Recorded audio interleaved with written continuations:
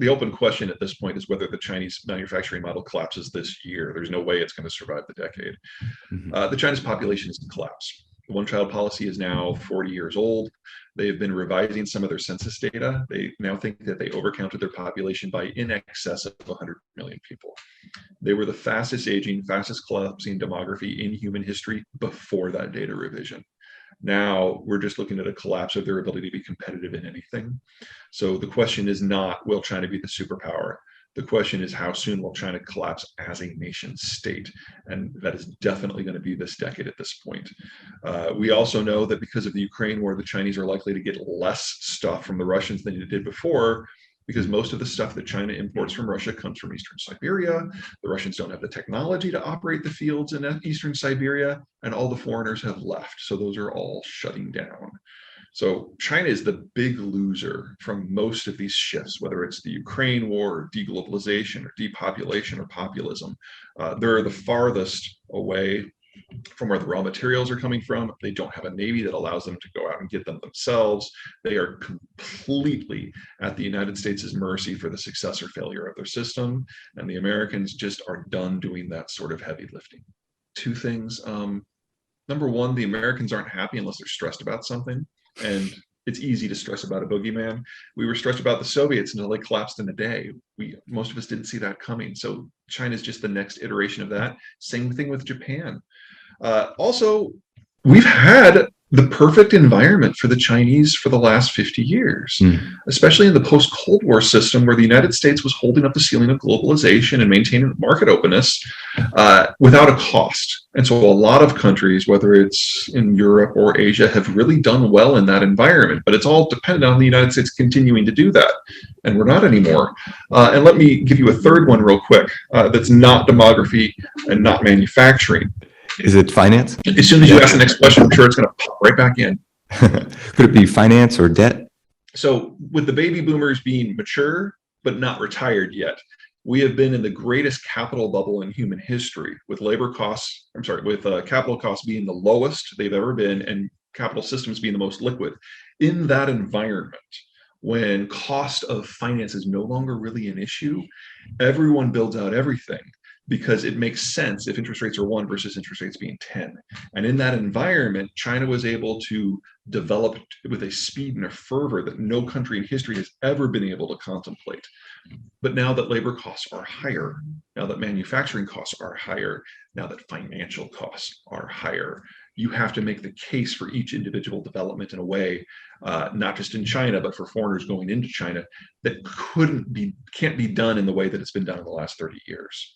So this is a seizing up of the overall system. And just like in any recession, the folks who have better cash flow and better financial connections and better economics for whatever they're trying to do, those are the ones that make it through. Everything else shakes out. Everything in China is going to shake out.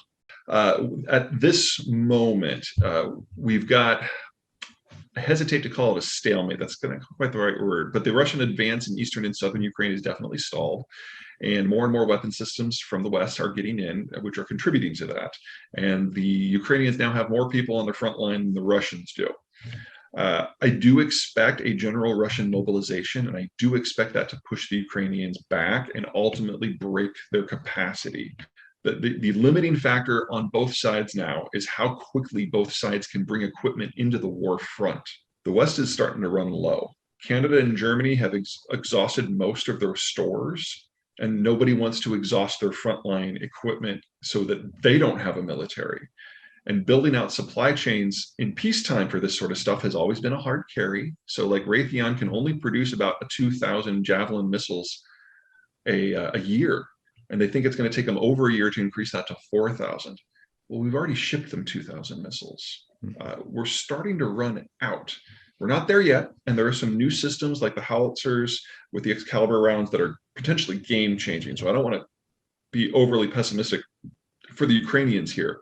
But the Russians have a lot more stuff stashed. And if this turns into a war of attrition, the Russians have a lot more people too. So the challenge will be to get precision-guided munitions, whether that's going to have to be ground up, it's going to have to be artillery, in with good intelligence so you can decapitate each individual unit. And those systems are already there. We're already seeing some of that in the Donbass. That precision guided versus mass assault, it's the old Sparta versus Athens war, just in a different context. Historically, the mass side tends to win this sort of conflict. Mm-hmm. So perhaps a war of attrition here. If it's a war of attrition, it's Russia's to lose. Mm-hmm. I see. Ukraine doesn't have the population, and the inflow of weapons is probably as good right now as it's going to be. Mm-hmm. And for those who haven't read your first book, The Accidental Superpower, came out back in 2014, and you pegged it by 2022 we would see something like this, and here we are. In your perspective, what were the factors that led up to this? Two big pieces. The first is geographic. The Russian space is bordered by a lot of mountains and a lot of deserts, but there's a lot of gaps between them. And so the Russians feel they need to concentrate forces in those gaps. There's 9 of them. There's 2 on the other side of Ukraine. So Ukraine's just the start of getting to those gaps. The problem is that the people of those gaps, in cases of 7 of the 9, they're not Russian. So the Russians have to conquer countries in order to concentrate forces.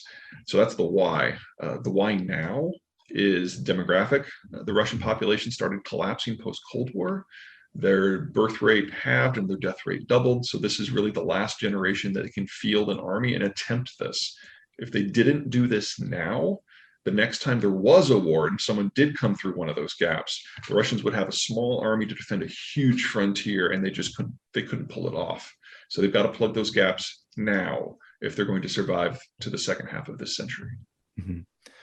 What, if any, advantages do you see for Ukraine, or what triggers might they pull that could help them in this situation? Well, the Ukrainians have definitely outperformed, and the Russians have absolutely underperformed. Mm-hmm. We saw a policy change in most of the Western capitals at the start of the 3rd week of the war, when it became apparent that the Ukrainians actually might be able to hang in there. Everyone was kind of preparing for what would it mean when the Russians were on NATO's border, the entire frontier. This is going to sound a little depressing, but they're doing everything they can right now. They're learning the new weapon systems as quickly as they can. They're making it count. They've developed a fantastic human intelligence network in the occupied territories and even in Russia. I'm spitballing here because I don't know this for sure, but there are a lot of really suspicious fires at industrial military facilities throughout Western Russia, and have been for a month. The Russians, this may be nothing more than the fact that Western techs are gone, and the Russians are not really good at safety. But this is a lot of fires in a lot of places that are really sensitive. It feels like there's something else going on, and the Ukrainians are the ones who could pull that off. They're also destroying their own physical infrastructure to stymie Russian advances. And then if you add in the Excalibur rounds and the howitzers, they can start decapitating Russian forces. They're doing all of these things to a degree that I would have never guessed was possible 10 weeks ago when the war started. I don't think anybody was predicting this.